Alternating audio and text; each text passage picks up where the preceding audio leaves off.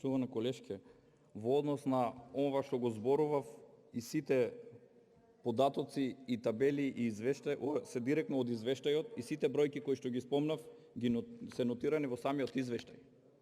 Затоа конкретно и децидно го елаборирав извештајот. Во однос на тоа дека се пристапило кон реформи во правосудниот систем со донесување законот за јавно обвинителство, немојте да го спомнувате. Знаете за што се работи. Озаконување на незаконското, односно кога требаше да се спроведат одредени